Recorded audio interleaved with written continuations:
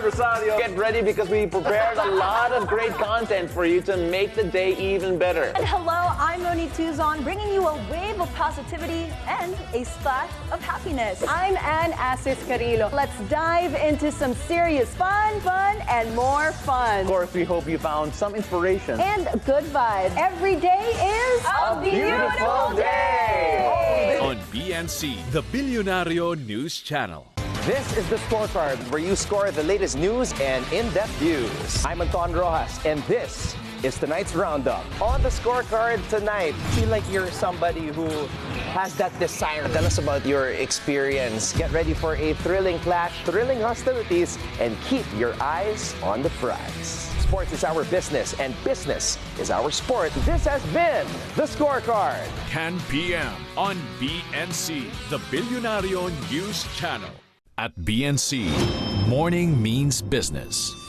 The numbers and the stories that drive the economy and shape the world on Basis Points. Weekdays, 9:30 a.m. Cultivate a growth mindset and see where your finances is taking you on Follow the Money. Weekdays, 10:30 a.m. The stories behind successful micro, small, and medium enterprises on Pathways to Success. Weekdays, 11 a.m. Sit down with the trailblazers, the disruptors, and the titans of the industry on Industry Beacon. Weekdays, 11:30 a.m. Business as usual every morning. Only on BNC, the Billionario News Channel. Welcome to Pathways to Success, a program that supports micro, small, and medium enterprises. I'm Mai Rodriguez. We are giving spotlight with these innovative business enterprises that shares growth in our community. We support giving these entrepreneurs a chance to fuel their business and be known in the market. Take a look inside their stories, challenges, and success. The more you learn, the more you earn. For more inspiring stories here on Pathways to Success, here on the Billionario News Channel.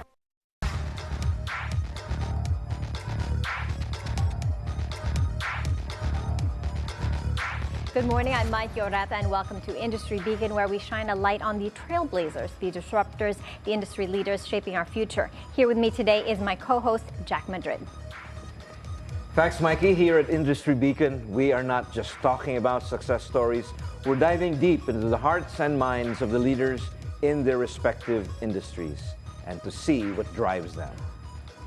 This morning, we'll discuss social responsibility in the age of artificial intelligence. While AI can lead to exciting innovations, many people have valid concerns about the risks and ethical issues. So it's important to balance innovation with responsibility, ensuring that data is used fairly and transparently.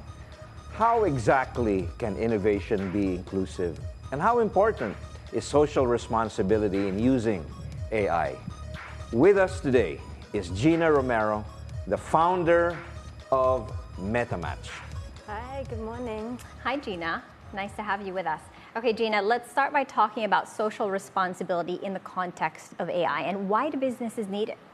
So I think when we talk about AI, we tend to start separating out terms like social responsibility. At the end of the day, social responsibility is just the values that we need to embed in our societies, right? To make sure that we look after the people that are more vulnerable, to make sure that we advance things in a way that is equitable and fair for everyone.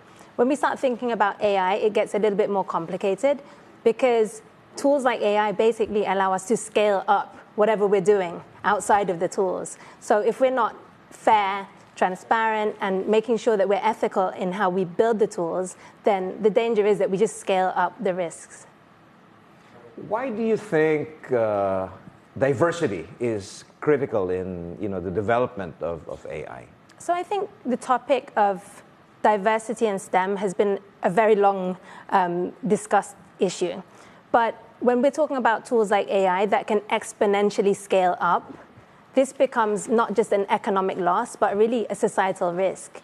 If we're building tools and building systems with very narrow teams that don't represent the users, then there's really a risk that we're missing and creating important gaps that actually we could fill. If we think about it, we have more diverse perspectives when we're building out the tools and make sure that we really think through all of the users and the impact on the users. Gina, you've been very active under Mettamatch in a project called Connected Women. Can you tell us a little bit about that? So Connected Women is a community of 200,000 women based mostly in the Philippines, and we provide them with upskilling programs focused on moving into digital space, moving into tech space, and right now we're really focused on AI. And the community is really diverse. So we're talking about women executives, women entrepreneurs, freelancers, but also women from the grassroots, even from fisher communities or farming communities that have never had a job in this space before. Mm-hmm. How do you equip them to have a job in this space from the zero background that they come with? Yeah. How do you equip them to thrive in this AI space? So we have a program called Elevate IDA. It stands for Artificial Intelligence Data Annotation. And it's a program that helps women that come from mostly underserved groups and helps them learn entry-level skills in what we call data annotation, which is basically preparing data for the AI industry, especially those who are building software. Mm-hmm. Now, what are the biggest vulnerabilities? How do you identify the vulnerabilities and you know, because once you know what they are, then you can help fix them. So I think there are two areas when Connected Women and Mettamatch looks at vulnerabilities. We have vulnerabilities in the systems that we build, which means that we need to make sure that the companies and the clients that we work with robustly audit the data that they use to train their systems. So if there are flaws or gaps in data, and we use this data to actually train up systems and then exponentially scale them, we're basically scaling up, for example, biases in HR systems or biases in banking systems, which can be really detrimental to the end user. Then there's a whole other area of vulnerability that Connected Women focuses on through our various advocacies, and that's the vulnerability of the supply chain itself. I'm sure you must have heard negative press around the data enrichment space. There was some newspaper articles that came out. Yeah, last year in the Washington Post, August 2023, there was an article entitled "Behind the AI Boom, an Army of Overseas Workers in Digital Sweatshops, particularly in Cagayan de Oro." What are you guys doing to stop these things from happening? Well, I mean, human labor behind big manufacturing systems is not new, right? In fact, exploitation of human labor, unfortunately, is nothing new. We've seen this in fashion, we've seen this in manufacturing.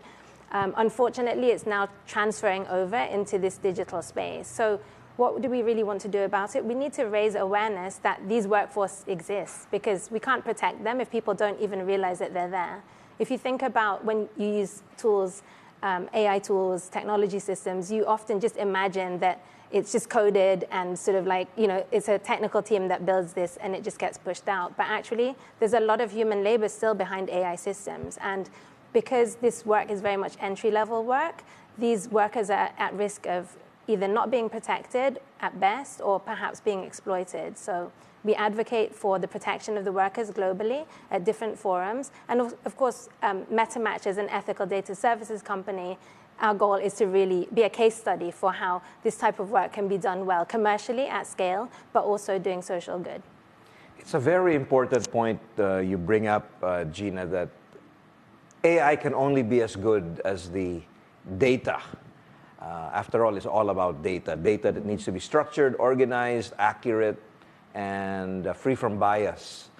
Can you tell us more about what data services really means and what increasing role women can play in this field? So what we do at Connected Women is we work with companies that are building up software at scale or automation at scale, and we basically clean and prepare their data sets. That could be overseeing automatically tagged and prepared data that AI has already prepared. So there's a lot of tools now that can actually prepare data. But when you actually look at these tools and the outputs of these tools, it's not always accurate. So the human oversight component of quality assurance and, of course, spotting gaps in data and biases in data is something that the AI can't do. Mm-hmm. How many women have you trained so far under Connected Women? So we have 1,500 women now trained in AI data annotation. They come from underserved segments all over the Philippines. And we actually launched that program in partnership with UN Women at the height of the pandemic in 2020.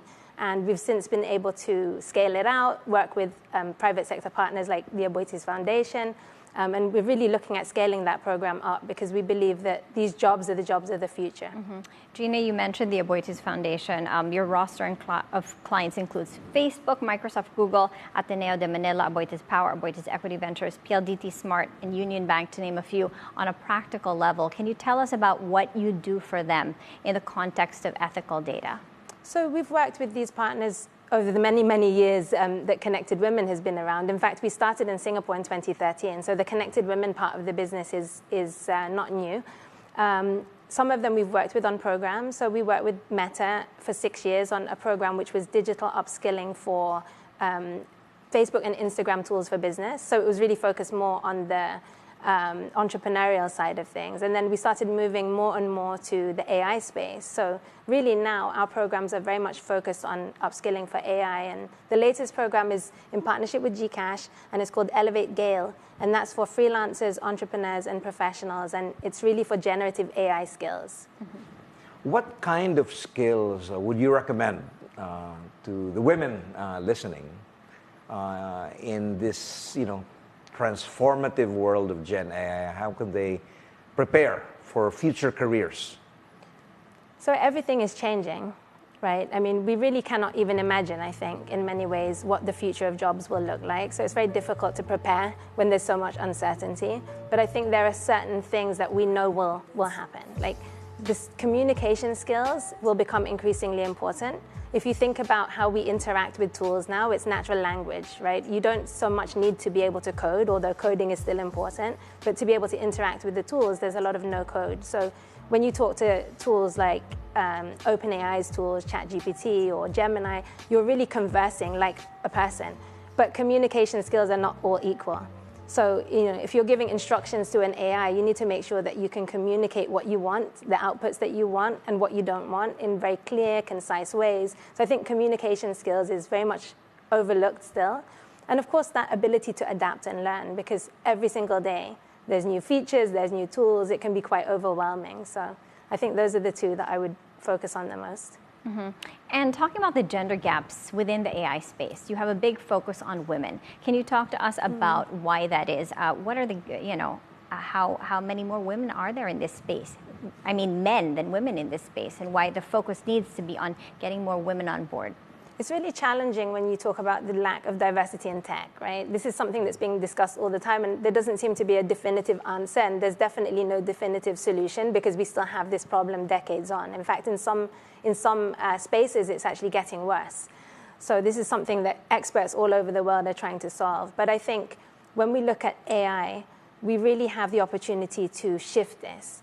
We can bring in all different experts. You don't need to be a hard techie to be able to come into the AI space. And I think to be part of the conversation of AI, it's really important that we get everyone involved. So, I'm always pushing for not just women, but just data literacy across the board. I think this is something that Mettamatch is very passionate about, and Connected Women as well, to make sure that all voices are included when we discuss the design, the development, the implementation of systems that affect everyone.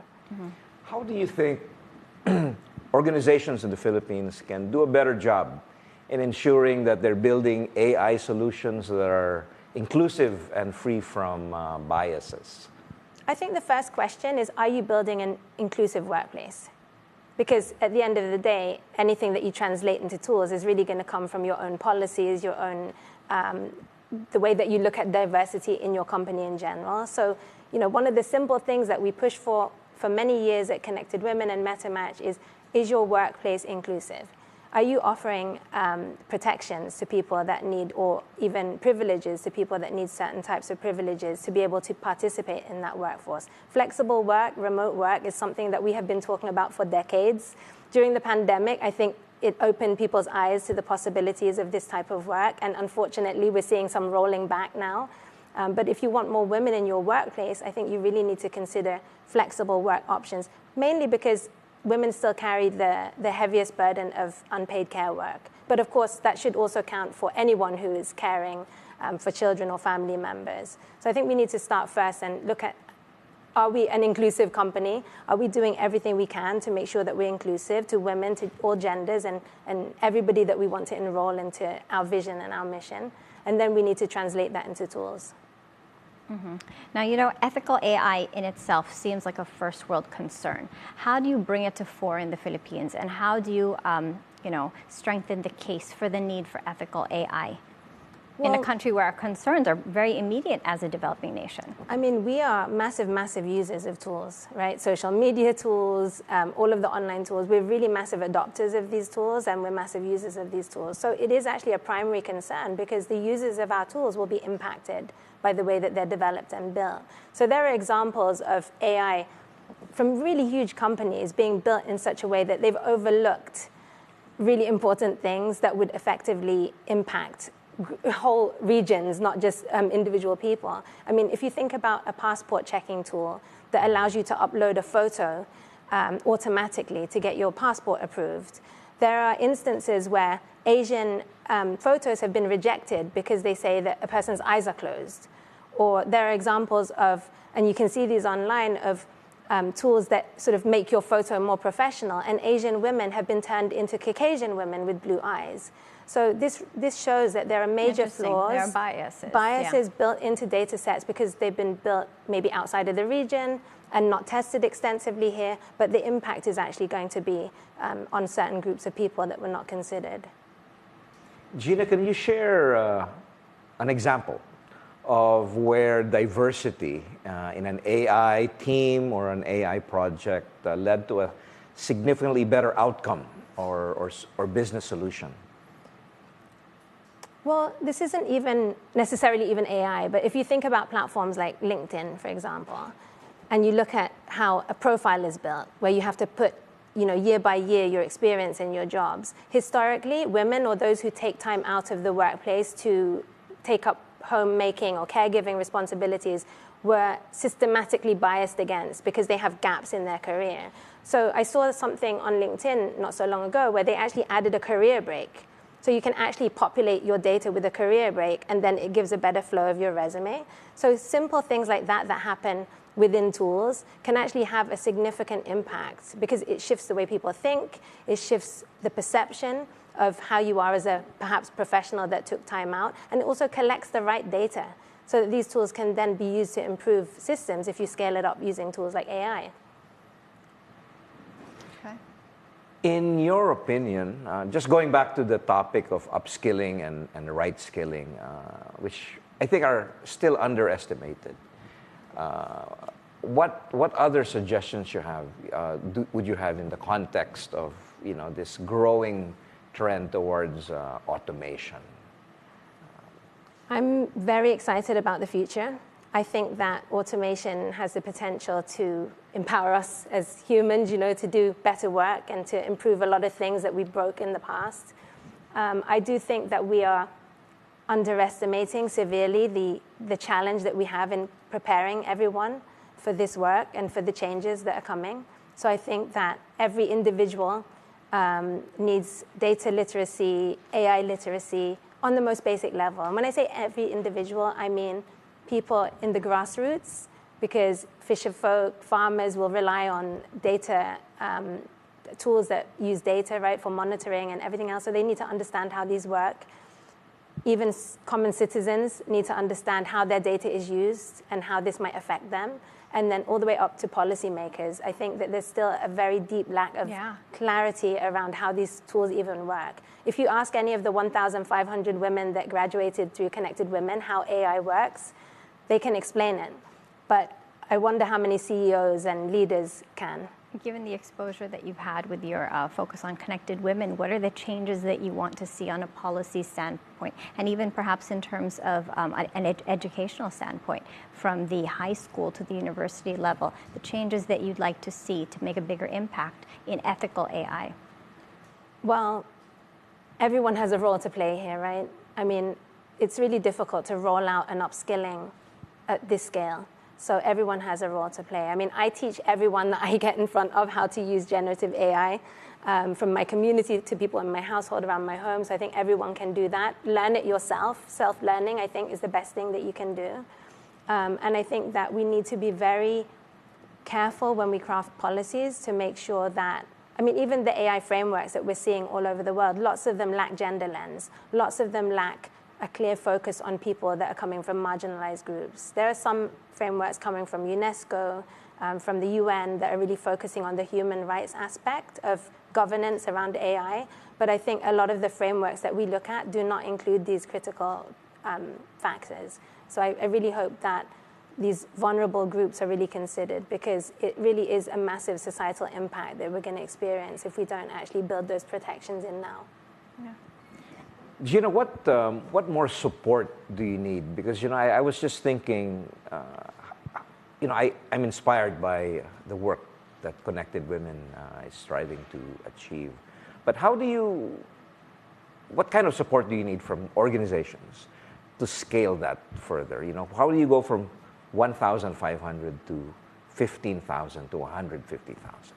Well, we have 200,000 women in our community, and around 80 to 90% of those are looking for some type of work in this space, or they're interested in upskilling for this space. So that's already a huge number. We get 6,000 new members joining every month looking for upskilling in these programs. So the upskilling side of things has a lot of traction already. But I think, partnerships to provide scholarships to the women that come from underserved groups helps us a lot, because we don't charge anything for our programs to upskill the women, but we're also a for-profit company. So most importantly, we need the jobs. So those big companies out there that are rolling massive AI projects at scale, that need to make sure that their data is unbiased, that it's cleaned and prepared, and also has all of these ethical considerations as well, they can look to Connected Women to partner with us on their projects. All right. Thank you, Gina, for expanding the discussion on ethical AI and for strengthening the case for it as well. Thank you. All right. And that's it for today's show. I'm Maiki Oreta. Catch the Billionario News channel on Free TV Channel 31 and on cable via Signal Channel 24. And I'm Jack Madrid. Thanks for watching Industry Beacon here on BNC, the Billionario News channel, always on top.